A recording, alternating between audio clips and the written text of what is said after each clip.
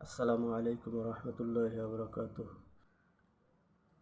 সেই বন্যা দুর্গতদের পরিস্থিতি জানাতে বর্তমানে ফেনী ছাগলনাইয়া একটি দৃশ্য চোখে পড়ল, যেটা শেয়ার করা জরুরি মনে করলাম।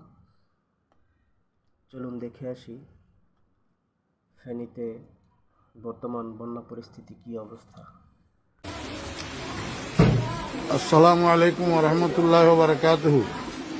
প্রিয় মুসলিম ভাই সব, আমি মাওলানা ফরিদউদ্দিন আল মোবারক বলতেছি।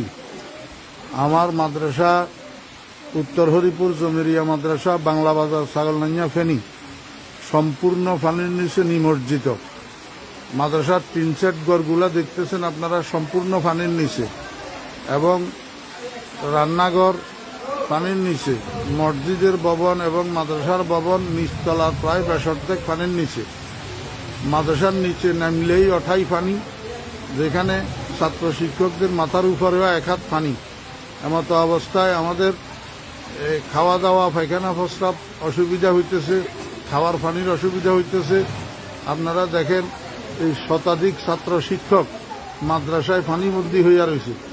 এই অবস্থায় হৃদয়বান মুসলমান ভাইদের এবং বিভিন্ন স্বেচ্ছাসেবক সংগঠনগুলোর কাছে আবেদন, আপনারা মেহরবানি করি এখান থেকে আমার ছাত্র শিক্ষকদেরকে উদ্ধার করেন। ছোট ছোট বাচ্চা এগুলা সাঁতরাইয়া যে রাস্তা পর্যন্ত যাবে এমন এই অবস্থা নাই। এমত অবস্থা আপনাদের কাছে বিনীত অনুরোধ, আপনারা যেখানে আছেন আমার এই ছোট ছোট ছাত্র শিক্ষকদের দিকে একটু সাহায্যের হাত বাড়ান, একটু তাড়াতাড়ি এখান থেকে আমাদেরকে উদ্ধার করার চেষ্টা করেন।